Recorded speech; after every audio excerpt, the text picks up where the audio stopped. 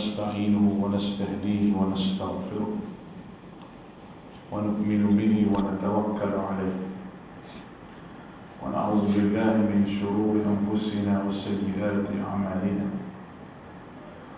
من يهده الله فلا مضل له ومن يضلل فلا هادي له أشهد أن لا إله إلا الله وحده لا شريك له وأشهد أن محمدا عبده ورسوله اللهم صل على محمد وعلى آله وأصحابه ومن تبعهم بإحسان إلى يوم الدين. قالوا سبحانك لا علم لنا إلا ما علمتنا إنك أنت العليم الحكيم ولا حول ولا قوة إلا بالله العلي العظيم. وبعد فإن أصدق الحديث كتاب الله وخير الهدي هدي محمد صلى الله عليه وسلم وشر الأمور محدثاتها وكل محدثة بدعة وكل بدعة ضلالة وكل ضلالة في النار. اللهم فقهنا في الدين وعلمنا التأويل واهدنا إلى سواء السبيل. ربنا زدنا علما وارزقنا فهما. Alhamdulillah, pada malam ini kita dapat bersama-sama untuk kita menyambung beberapa ayat larangan di dalam Al-Quranul Karim. Saya telah urai beberapa perkara pada kuliah kita yang lepas. Di antaranya larangan masuk ke rumah tanpa meminta izin, dan juga larangan meninggalkan majlis tanpa meminta izin. Bagaimana yang telah kita sebut pada kuliah kita yang lepas, bahawa orang-orang yang beriman para sahabat di zaman Nabi SAW, apabila mereka ingin meminta izin dengan Nabi meninggalkan satu majlis, mereka akan memberi isyarat kepada Nabi, angkat tangan atau sebagainya, tanda orang itu minta izin apabila nak meninggalkan majlis. Itu adalah salah satu daripada sunnah Nabi SAW. Pada malam ini kita bincang berkenaan dengan larangan memalingkan muka daripada manusia. Memalingkan muka daripada manusia. Allah Subhanahu wa taala berfirman, A'udzubillahi minasyaitonir rajim, wa la tus'ir khaddaka lin-nasi wa la tamshi fil ardi marha. Innallaha la yuhibbu kulla mukhtalin fakhur. Baik. Ayat surah Luqman ayat yang ke-18. Dalam ayat ini Allah Ta'ala sebut berkenaan dengan akhlak.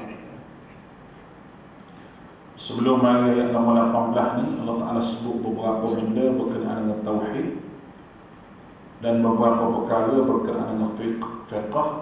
Bila mari ayat nombor 18 ni, barulah ayat berkenaan dengan akhlak. Di antara tugasan Nabi SAW itu, innama bu'ithtu liutammima makarimal akhlaq, diutuskan untuk membetul perangai manusia. Perangai manusia ni adalah satu benda yang kena betulkan. Perangai manusia ni satu benda yang kena betulkan. Kerana manusia ni kadang-kadang dia, perangai dia mudah diheret oleh syaitan. Ada bentuk perangai yang semula jadi, yang kalau tidak dikawal boleh jadi syaitan masuk campur. Marah semula jadi marah, malu semula jadi malu. Fitrah makna semula jadi makna fitrah. Benda yang berlaku sejak daripada Allah Subhanahu wa taala buat kita dan manusia semua memang ada. Memang ada rasa nak marahnya, memang ada rasa malunya. Tetapi kalau kita tidak kawal perkara tersebut, dia akan memudaratkan diri kita. Hatta malu lah. Malu ni ada orang yang malu, tapi ada yang malu tak kena tempat. Malu tak kena tempat. Contohnya dia malu nak pergi masjid. Sepatutnya dia akan malu sebab tak pergi masjid. Ada orang jenis manusia ni dia rasa malu kalau pergi masjid. Malu takut orang kata dia ni warok, lapor, macam-macam lah. Sebab tu dia malu nak pergi masjid. Dia kata semayang kat rumah salah, nak pergi masjid rasa malu. Ini orang panggil malu yang bodoh, malu yang tak cerdik. Apabila seorang tu malu nak melaksanakan satu perintah daripada Allah, maka malu dia tu adalah malu yang tidak betul dengan syariat. Baik. Ayat ni Allah Ta'ala sebut, wala tusa'ir khaddaka linnas, dan janganlah kamu memalingkan mukamu daripada manusia. Tusa'ir khadda ni makna dia dari segi bahasanya memalingkan muka. Tusa'ir khadda ni asal dia digunakan untuk unta yang ada penyakit. Unta ni satu penyakit, dia geleng kepala dia. Gitu. Itu asal makna dia. Memalingkan muka di sini dengan makna buat muka. Buat muka. Seperti buat muka untuk menghina seseorang ataupun buat muka sombong. Ada jenis manusia gitu memang ada. Manusia ni memang ada jenis buat muka lah. Muka tu mencerminkan diri dia. Siapa dia diri dia. Sebab tu Nabi SAW beritahu kepada sahabat semua, di antara benda sedekah itu senyum. Tabassuma li akhika sedekah. Senyum kepada saudara kamu adalah sedekah. Itu satu benda yang Nabi ajar kepada kita. Dan orang yang selalu senyum ni, orang yang selalu muda. Itu kajian daripada doktor lah. Apabila kita senyum ni, maka orang-orang muka kita ni akan, sel-sel dia akan bercantum dengan baik. Jangan senyum selalu. Kalau senyum selalu, orang suruh pergi hospital pula cari ubat. Nak pasal senyum seorang-seorang tu lain macam pula dah. Maka melemparkan senyuman kepada orang ni salah satu daripada sunnah Nabi SAW. Kalau dia meniaga di kedai, dia senyum, kita pun rasa nak pergi kedai dia. Tapi kalau dia meniaga di kedai muka masam, kita pun tak mau pergi. Mari tanya order muka pun masam, macam mana? Atau pernah tak jumpa kedai begitu? Kalau kita biasa dengan kedai ni, kita pergi, dia nak mari tanya apa pun, dia letak menu tu. Pilih nak makan apa? Dia kata, la ilaha illallah. Dia ingat kita ni lapar sangat nak minta kedai dia. Dalam hati kita dah, ingat aku ni lapar sangat nak minta kedai mu. Pilih nak makan apa? Lepas tu kita nak tengok menu. Cepat sikit dia kata. Nampak ni? Kalau saya belah tu. Tak apa, tak ada dia kata. Kita pergi kedai lain. Tapi kalau kita pergi kedai tu, dia mari selalu nak minum air ke apa abang. Dia panggil abang, Pakcik. Sengit piyah tu. Nah, jangan main kalau boleh abang. Bini rumah tak aja panggil abang. Bini rumah dia panggil, hoi. Panggil tok lelaki dia, hoi. Nah, nak makan apa ni cepatlah. Kita pergi kedai, walaupun masak tak sedap pun tak apa, tapi servis tu bagus. Layanan tu bagus. Dia senyum, kita pun rasa senang hati. Menunjukkan bahawa mimik muka manusia ni memainkan peranan yang cukup penting bila berhadapan dengan orang. Termasuklah ayat yang kita bacakan.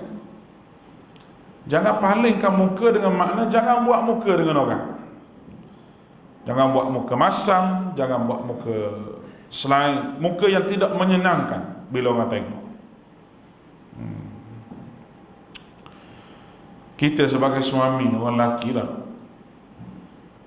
kalau balik di rumah bini muka masam, rasa macam mana? Hati kita, kalau tanya, jawablah hati masing-masing. Dia kata, baik tak payah balik. Baik aku duduk lepok kedai. Baik aku duduk makan aku, muka duduk masam begini, baik tak payah balik.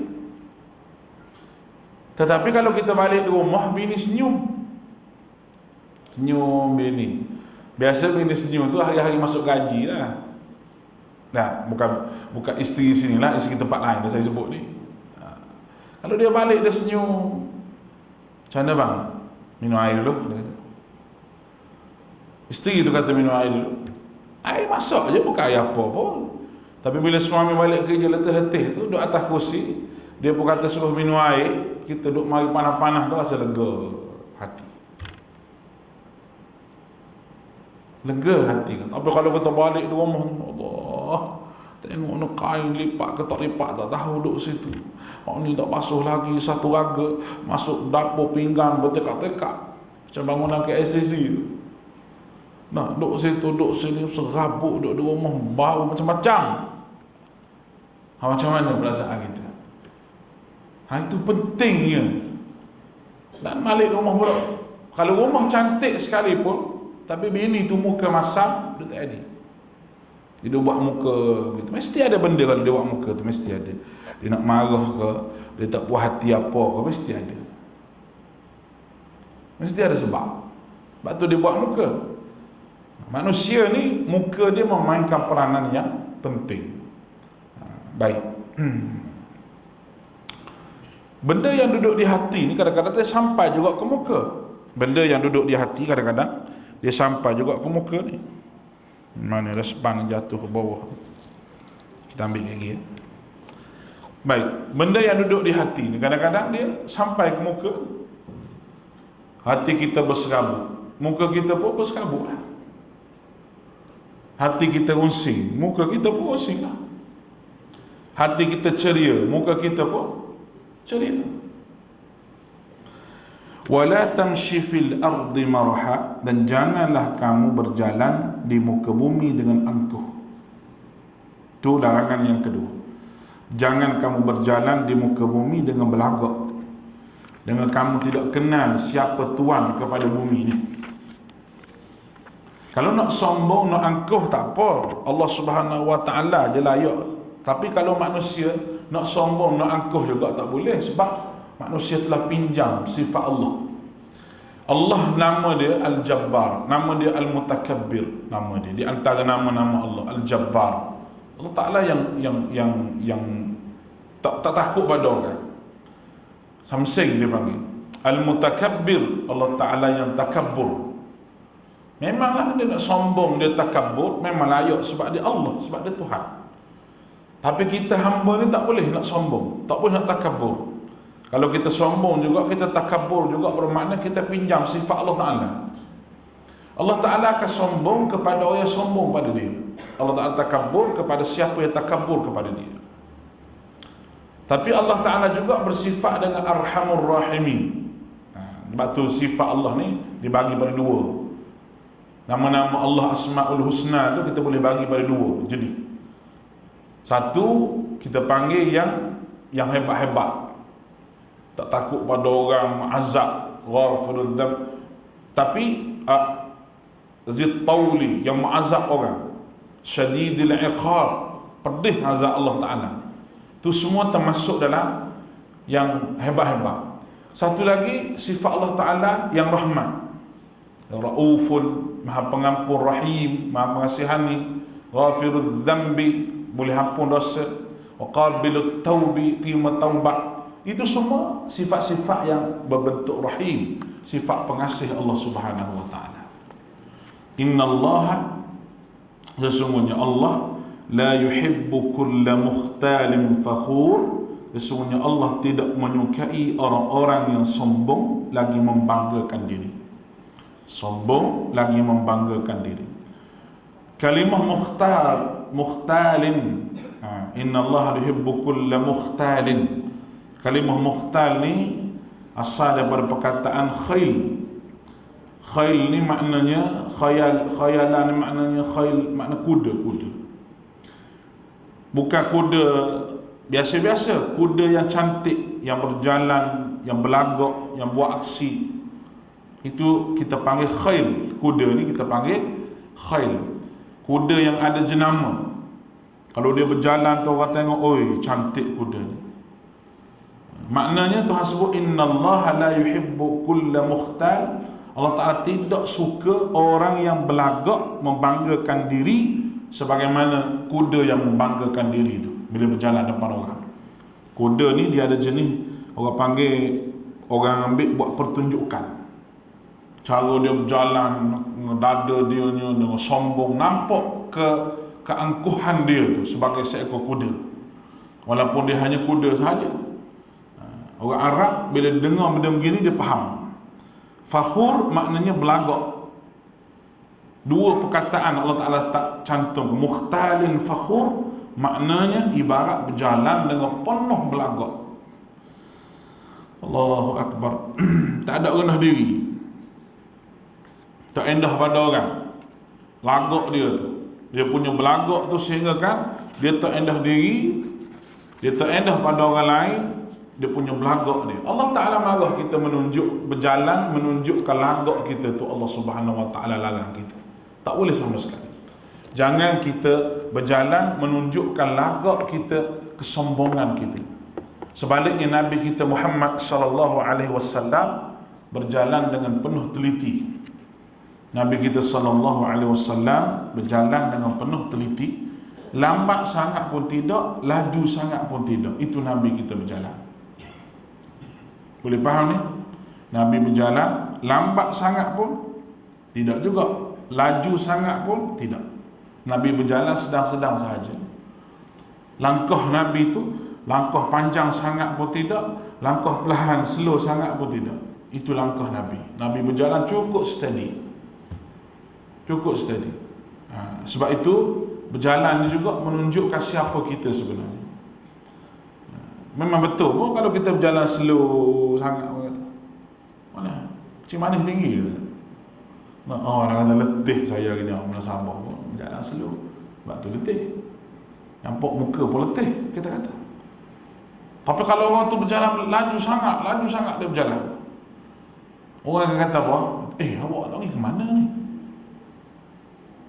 Jalan cepat-cepat ni, mesti ada benda, mesti ada kecemasan sebab terlalu cepat. Jenis orang ni kalau jenis kalut nak pergi ke mana ni? Banyak benda tertinggal kalau jenis kalut. Sebab tu Nabi dia tidak akan slow sangat, dia tidak akan kalut sangat. Berjalan di antara kedua tu, berjalan biasa. Dan berjalan dengan penuh tawaduk. Bukan tunjuk kita di sebagai seorang yang hebat, tidak. Baik. Itu larangan memalingkan muka daripada manusia. Sekarang ni satu larangan lagi, itu larangan berbual-bual selepas makan jamuan di rumah orang. Larangan bersembang-sembang lepas makan jamuan di rumah orang, kecuali dengan izin tuan rumah. Baik, kita tengok ayat ni. Ya ayyuhalladzina amanu la tadkhulu buyutan nabiyyi illa an yu'dhana lakum ila ta'amin ghairi nazirina inahu walakin idza du'itum fadkhulu fa idza ta'imtum fantashiru wala musta'nisina li hadith inna dhalika kana yu'dhi an-nabiyya fayastahyi minkum wallahu la yastahyi min al-haqqi wa idha sa'altumuhunna mata'an fas'aluhunna min wara'i hijab dhalikum azharu liqulubikum wa qulubihinna wama kana lakum an tu'dhu rasulallahi ولا أن تنكحوا أزواجه من بعده أبدا إن ذلكم كان عند الله عظيما. Surah Al-Ahzab ayat 53. Ni ada cerita dia. Nabi ni seorang yang selalu ajak orang makan rumah dia, walaupun kadang-kadang rumah dia tak ada makanan. Tapi Nabi ni jenis dia begitu. Dan sahabat-sahabat pun begitu juga.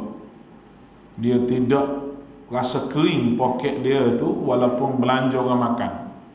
Kerana itu merupakan salah satu perangai Nabi. at'imut ta'am wa afsahus salam. Nabi sebut beri makan pada orang, sebarkan salam kepada orang. Ayat ni Nabi SAW menikah, baginda selalu mengadakan kenduri. Kenduri pernikahan Nabi dengan Zainab binti Jahshin agak besar sikit nak dibandingkan dengan kenduri pernikahan baginda dengan isteri yang lain. Nak beritahu kepada kita tentang hukum. Di sini kita boleh menjemput seramai mana orang untuk kita beritahu yang anak kita menikah ataupun kita menikah dan sebagainya. Kalau kita menikah mula-mula tu, ramailah kita panggil pakcik dah. Kalau menikah nombor 2 tu, diam-diam, tak kenduri sangat. Sebab apa? Takut bocor rahsia. Tu kita, kalau anak kita tu, kita buat kenduri. Kenduri panggil sekadar yang mampu kita. Kita tak payah ikut orang lah.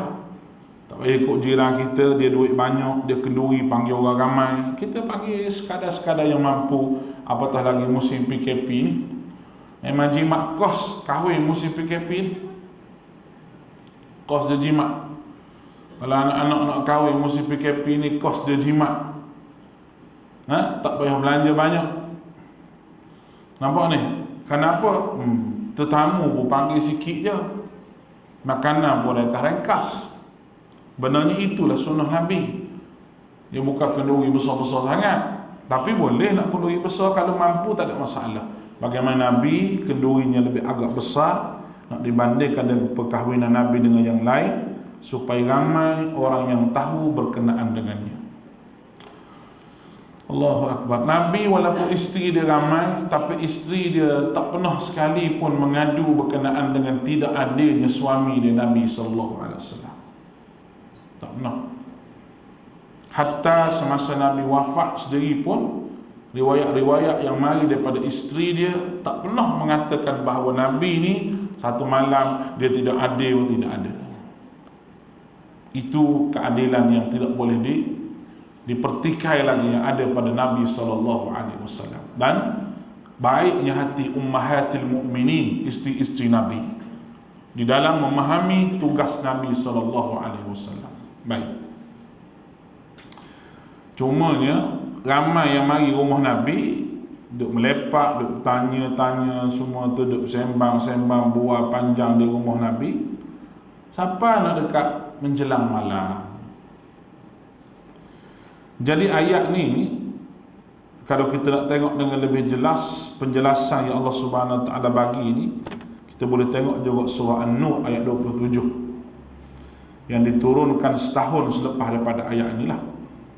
Ayatlah surah Ahzab ni menyebut adab di dalam rumah Nabi. Tetapi dalam surah An-Nur yang saya sebutkan tadi adalah perlu diadaptasikan ataupun diaplikasikan, diletakkan dalam setiap rumah. Apa makna dia? Ya ayyuhalladzina amanu, ayat dia, wahai orang-orang yang beriman.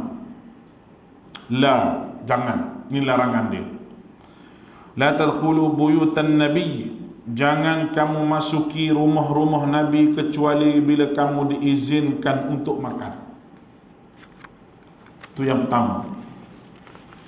Jangan kamu masuk rumah Nabi jika kamu diizin, kecuali kamu diizinkan untuk makan. Jangan senang-senang suka-suka nak masuk rumah Nabi, jangan. Dan juga kita juga jangan suka-suka nak masuk rumah orang suka hati, jangan.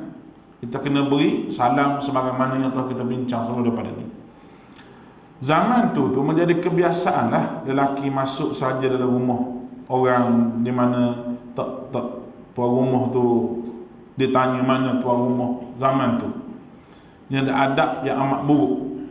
Tapi bila turun ayat suruh minta izin, maka Allah Ta'ala memperbetulkan akhlak supaya meminta izin sebelum pada masuk.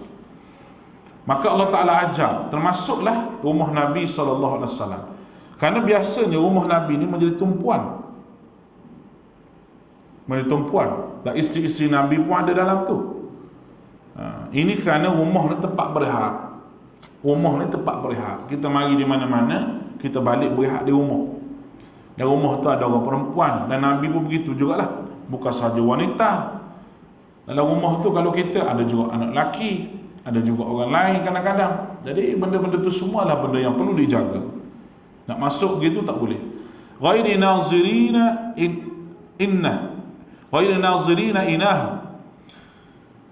Allah Ta'ala sebut ghairi nazirina inahu, dengan tidak menunggu waktu masak. Apa maknanya?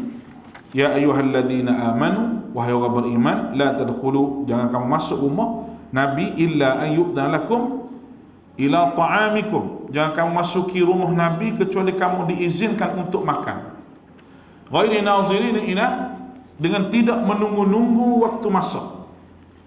Walaupun sudah dijemput, tapi para sahabat dilarang duduk berdekatan dengan rumah Nabi semasa keluarga Nabi sedang masak dan sediakan makanan. Ini kerana kalau Nabi ni dia nampak sahabat di luar rumah, tentu baginda akan mengajak masuk. Maka ini menyusahkan keluarga Nabi. Sepatutnya datang waktu makan sahaja, jangan waktu sebelum daripada makan lagi.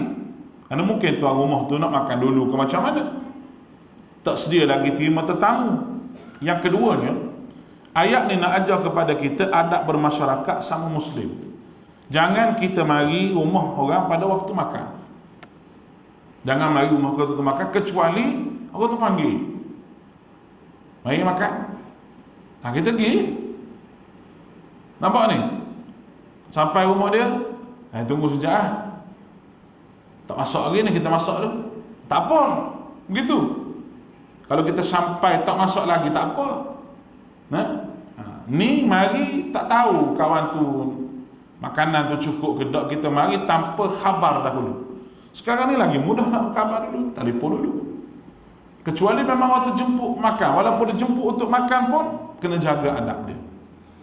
Ini kerana jika datang pada waktu tu, maka tentu orang berasa bersalah nak jemput kita masuk dan makan sekali, sebab mungkin dia tidak menyediakan makanan untuk kita. Sebab dia tak jemput kita, tapi kita mari itu waktu dia makan. Masa mana waktu kita makan? Mungkin waktu tengah hari. Maka waktu tengah hari itu tidak sesuai untuk ziarah di rumah orang. Masa dia tengah makan. Dan dia tu mungkin kalau dia tu kita mari rumah dia duduk makan, memang dia ajak kita makan. Masalahnya lauk tu yang disediakan itu mungkin tidak cukup untuk keluarga dia. Dia ihtiram pada tetamu, muka dia jadi lain dah. Muka dia jadi lain. Kita pula maka kita panggil pergi rumah dia tu dalam keadaan tengah hari, yang mungkin dia ada keperluan yang lain. Sebab tu elokkan kita ziarah rumah orang di waktu tengah hari ataupun waktu masa dia tengah makan. Itu bukan sunnah Nabi SAW. Kerana ayat ni sebab apa? Sebab adab bersama masyarakat Arab pada ketika itu, dia sengaja mari pada waktu makan.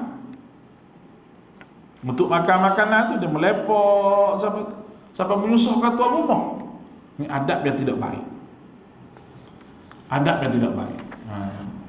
Dia mari semasa waktu makan, boleh makan free. Nah, kena sungguh. Walakin idza du'itum fadkhuluh. Tetapi jika kamu diundang, kamu dijemput, maka masuklah. Jika Nabi menjemput sahabat datang ke rumah makan, maka masuklah. Tak apa, tak ada masalah. Sebab Nabi SAW sebut sendiri dalam hadis Nabi SAW, iaitu idza da'a ahadukum akhah, apabila seorang di antara kamu mengundang saudaranya untuk makan jamuan, adalah orang itu undang itu memenuhinya, baik undangan pernikahan ataupun undangan lain. Nabi sebut gitu. Sunat kita memenuhi undangan kalau bab makan. Mari undangan jamuan, orang kata mari jemput rumah saya, boleh insya-Allah. Pergi walaupun minum air saja. Sebab itu sunnah Nabi SAW. Kalau tak boleh pergi, beritahu tuan rumah, minta maaf, saya bukan tak mahu, tapi saya ni ada hal lain. Beritahu kepada dia. Tidaklah dia berharap dan menunggu kita. Dalam konteks ayat ni, rumah Nabi ni rumah yang kecil. Dia tak besar macam rumah kita. Dia tak luas macam rumah kita.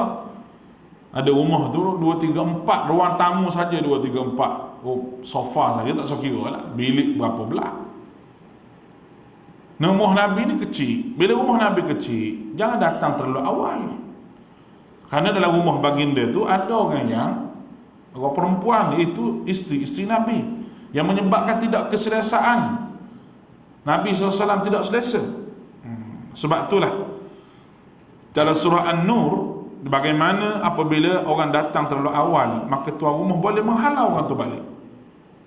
Ayat 28. Wa idza qila lakum farji'u wa idza qila lakum irji'u farji'u. Jika dikatakan kepada kamu kembali sajalah, maka kamu kena kembali. Halau balik. Tapi tak tergamuk lah kita nak halau balik. Tapi hukumnya boleh. Kenapa? Kerana kita mari itu tidak kena dengan time masa dia. Mari tidak kena dengan time masa dia. Fa idza ta'imtum, dan apabila kamu selesai makan, fantashiru, keluar. Wala musta'nis, fantashiru, dan jika kamu tu sudah makan, maka kamu keluar. Wala musta'nisina li hadith, dan jangan sekali-kali kamu asyik sembang panjang. Satu lagi adab lepas makan, duduk lepak sembang-sembang. Kecuali tuan rumah kata jangan balik lagi, duduk dulu. Ya, itu lain lah. Jangan balik lagi, kata duduk dulu, sama sembang dulu. Itu lain. Ni tuan rumah memang ajak makan saja. Kalau tuan rumah kata tak usah balik lah, tidur sini, tak apa, sembang panjang dulu. Duduk sini lah, duduk sini, tak usah balik ya. Boleh kami sembang-sembang. Itu lain. Nah, ini tuan rumah ajak makan saja, bukan ajak menyembang. Dia makan menyembang semua sekali habis. Allahu Akbar. Tu masalah orang kita begitu. Siapa tuan rumah ni nak buat benda lain rasa macam suntuk masa. Sebab apa? Nak tinggal tetamu ada. Daripada hadis disebutkan di atas tu, ayat ni sama juga kalau kita pergi rumah orang, dia ajak makan, kita selesai macam saya sebut tadi, kita balik. Selesai makan balik. Itu adab dia. Dan adab ini adalah adab dari Islam. Inna dhalikum kana yu'dhin nabi, sungguhnya yang demikian akan mengganggu Nabi dan Nabi malu kepada-Mu. Ini hal berkaitan dengan Nabi. Nabi seorang yang pemalu amat sangat. Dan tidak akan berkata-kata apa pun, bahasa isyarat ke, muka Nabi ke macam lain. Tak. Nabi tidak mahu tetamunya berkecil hati. Itu Nabi. Maka Nabi layan macam biasa. Nabi layan, muka pun sengih semua sekali. Ni. Maka kita kena perhati ayat-ayat ni betul-betul. Kecuali tuan rumah tu ajak kita bersembang, saya sebut tadi, tengok keadaan lah. Sebab apa? Wallahu la yastahi minal haq. Allah Ta'ala tidak malu untuk berkata benda yang benar. Allah Ta'ala tak malu nak memperkatakan perkara sekecil sebegini. Walaupun nampak kecil, tapi Allah Ta'ala tak malu. Nabi baca ayat ni depan sahabat. Sahabat begitu faham bahawa ayat ni turun, Allah Subhanahu Wa Ta'ala menegur adab mereka dengan Nabi SAW.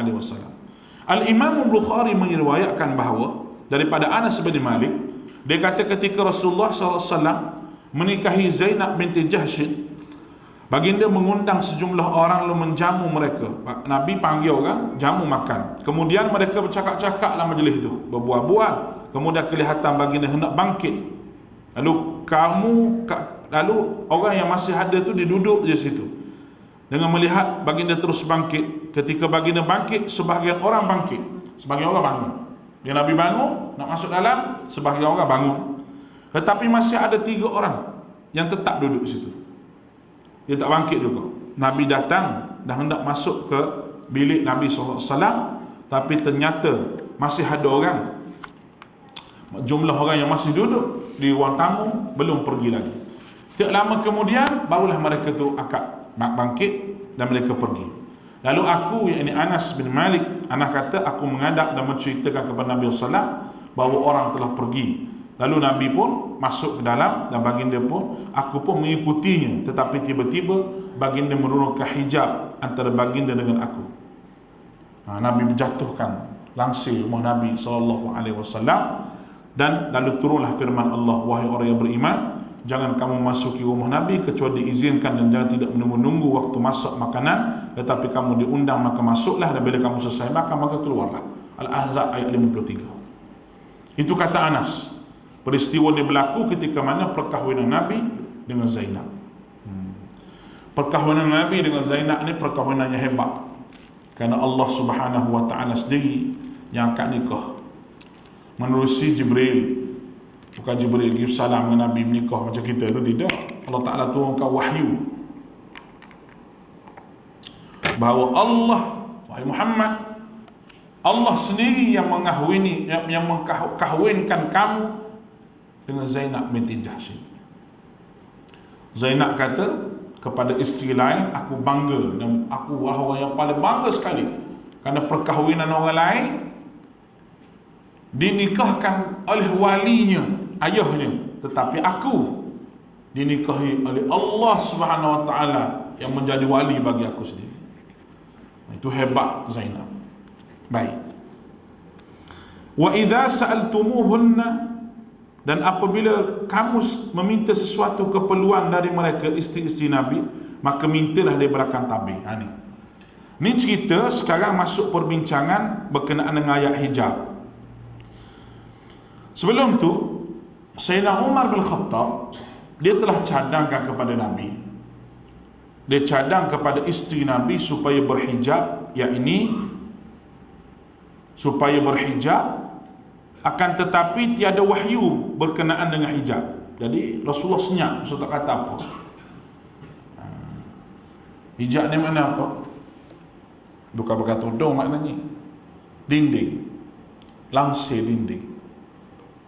Dulu nak isteri Nabi ni orang boleh nampak semua. Orang boleh nampak, orang boleh, sahabat nak pergi ambil barang, tengok isteri Nabi. Bila turunnya ayat ni, Sayyidina Umar belum ada berturun ayat ni, dia cadang lah. Dia kata kita adakah hijab. Maknanya kalau nak ambil barang apa Rasulullah, isteri kamu tu hululah sebelah dinding. Nabi senyap, Nabi tak kata apa. Sehingga Allah Ta'ala turunkan ayat ni. Dia ada tiga keadaan. Tiga keadaan kalau kita tengok. Sayyidina Umar disokong oleh Allah Ta'ala melalui wahyu. Apa yang disebut oleh Umar, Allah Ta'ala sokong, Allah Ta'ala turun wahyu. Yang pertama cerita ni, dia dah lama dah sebut sebelum wahyu lagi, Rasulullah, adakah hijab di antara isteri kamu dengan orang yang nak jumpa itu? Rasulullah diam sebab wahyu tak turun. Bila wahyu turun, satu, perkataan Umar disokong oleh Allah. Yang kedua,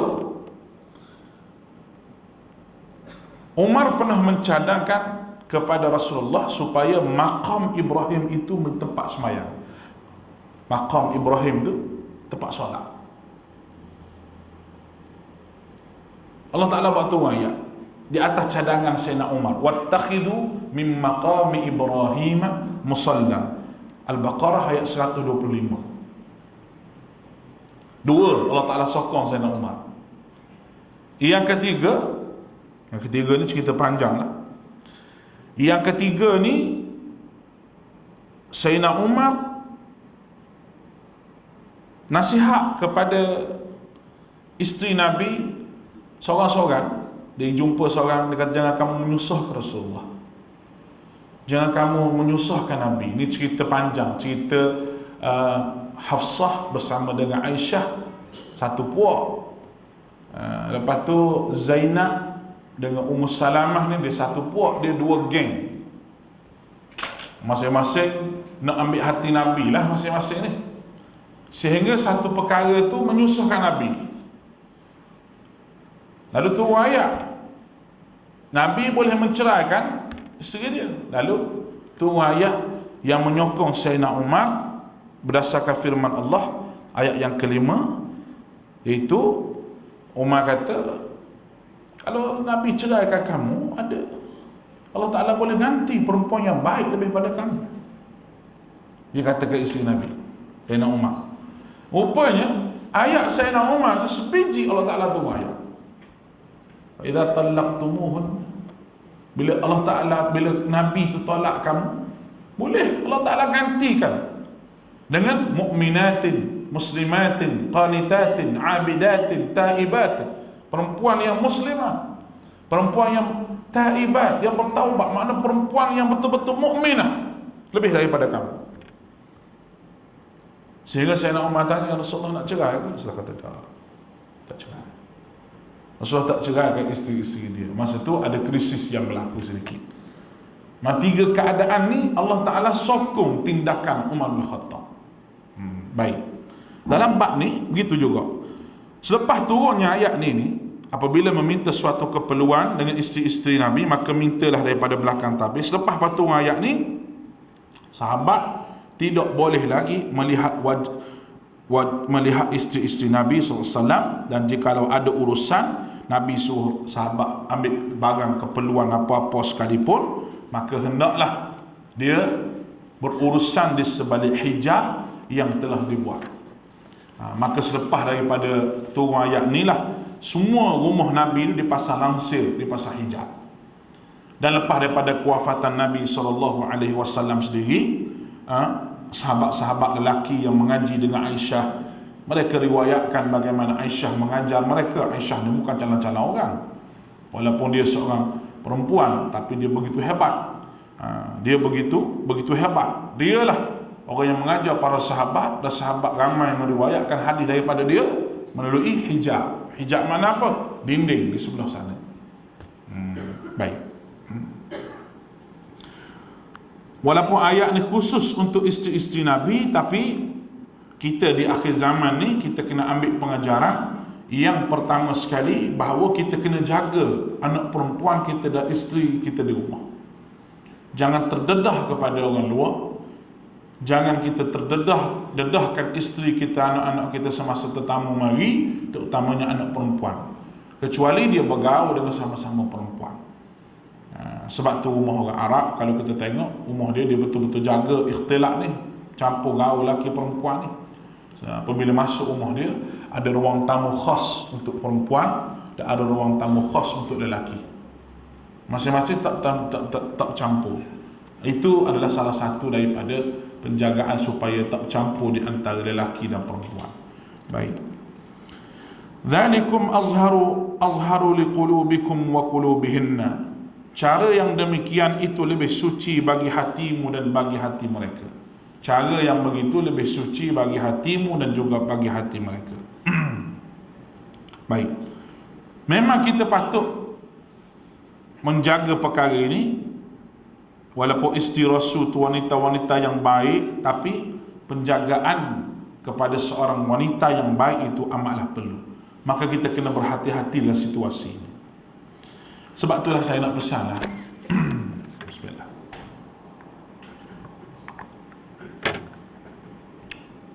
Ustazah Ustazah yang menonjol di kaca-kaca TV dan sebagainya, jangan terlalu tabarruj, terlalu melampau. Melampau ni makna apa? Ustazah nak berceramah dalam TV, dia punya make up lebih pada artis dan pelakon. Nak bercakap soal agama. Sebenarnya orang perempuan ni tak perlu pun menonjol di TV khalayak ramai, tak perlu sebenarnya. Saya nak bagi contoh pada tuan-tuan. Seorang wanita yang hebat di negara Saudi, seorang penulis yang terkenal dalam PhD dalam bidang usul fiqh dan perbezaan mazhab, Dr. Amirah As-Sa'di. Kalau boleh buka kitab-kitab dia ada, Dr. Amirah As-Sa'di ni perempuan. Dia dijemput ke stesen televisyen, dia punya tegasnya tidak mahu tonjolkan diri dia. Dia kata, aku akan sertai rancangan tersebut, membuat rancangan di situ, aku akan telefon daripada rumah aku akan bercakap gitu. Kan sekarang kan canggih dah, boleh telefon, bercakap gitu. Dia tidak menonjolkan diri dia. Lah ni ada rancangan macam-macam duduk dalam TV tu, rancangan apa dah, berceramah tu. Ustaz dia lawan dengan ustazah duk ceramah depan tu perempuan. Duk buat gaya tu, duk buat gaya ni. Itu semua tipu daya dan belitan iblis semua sekali tu. Syaitan punya kerja. Tak sepatutnya orang perempuan menonjolkan diri begitu, tak sepatut. Pertama. Kedua, Maryam Al-Hakami, seorang penulis PhD dalam tulisan fiqh Islami. Tesis saya sangat baik yang diiktiraf oleh ulama yang membahaskan berkenaan dengan muzik. Dia bahas berkenaan kompang tu kita main rebana kompang tu, dia bahas benda tu. Dan tesis dia kita boleh baca. Dia juga orang yang tidak menonjol, tapi tulisan dia menonjol. Yang ketiganya doktor, nama dia Dr. Ummu Tamim. Sangat alim.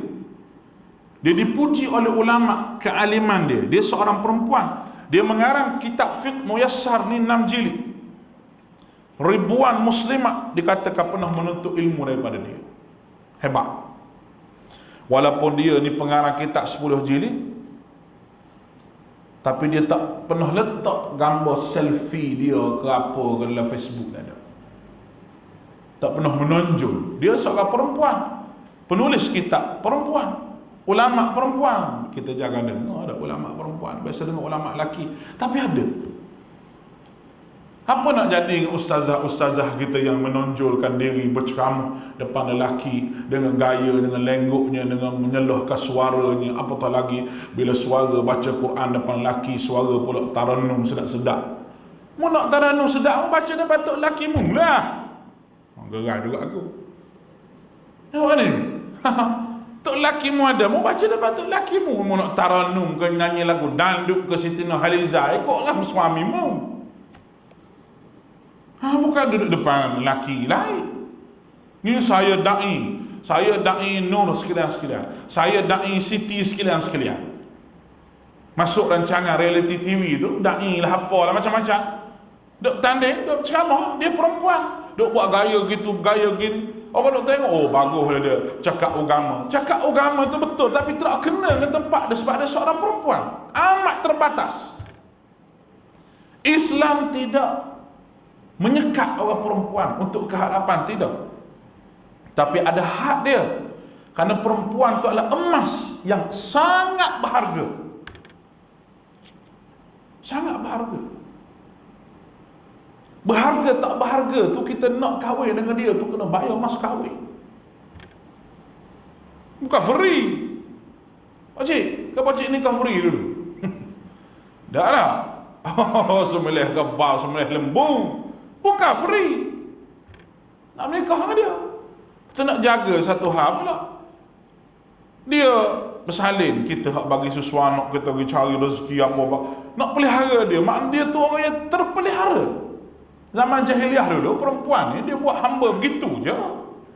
Tapi tidak dengan Islam. Hatta bila tak boleh duduk lah dua orang, kena berpisah. Tu pun kena nafkah, kena bayar duit, kena bagi duit. Nak pelihara anak tu sebab tu anak-anak kita. Berdosa besar kalau tak pelihara. Itu pelindungan kepada hak wanita. Sisters in Islam tak payah bercakap lah. Nak bela wanita. Ada satu pertubuhan dalam negara ni, Sisters in Islam dia panggil. Dia membela orang perempuan saja. Tak payah bercakap dah dia. Seolah-olah agama Islam menyekat orang perempuan. Agama Islam tak pernah menyekat orang perempuan. Tidak pernah sama sekali.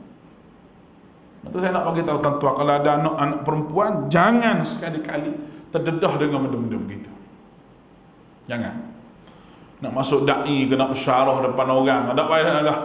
Syarah depan tok lakimu sudah. Boleh faham tu? Nah, kalau ada anak-anak nak pergi mengaji di luar daripada Malaysia lah,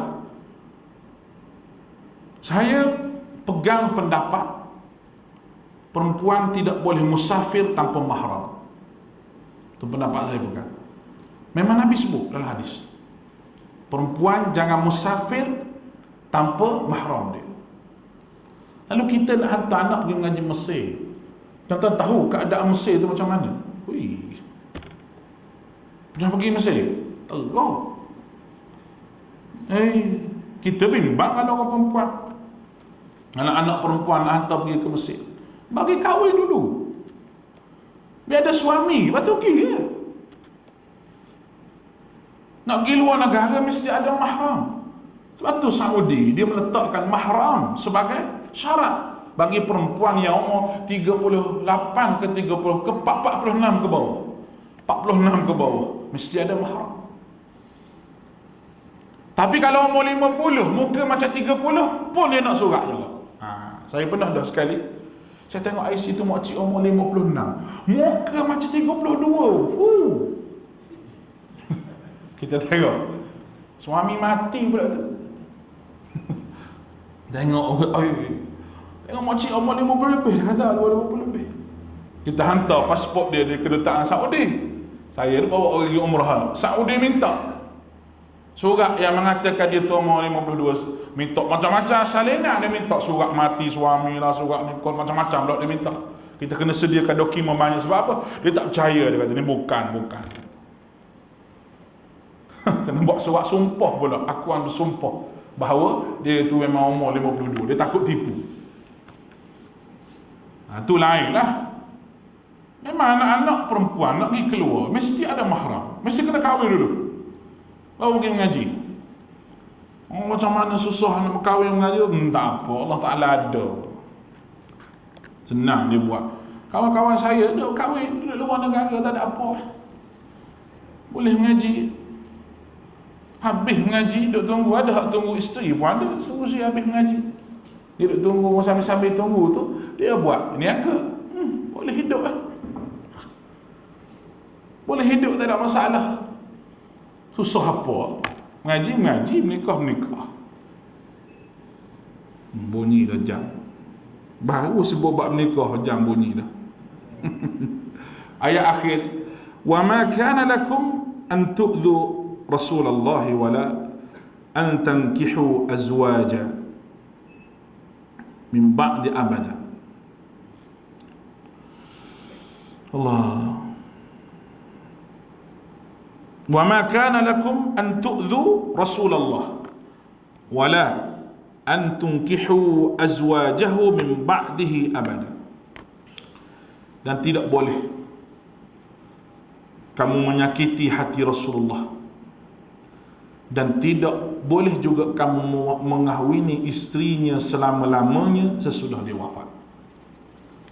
Ini adalah ayat khas cerita untuk isteri-isteri Nabi SAW.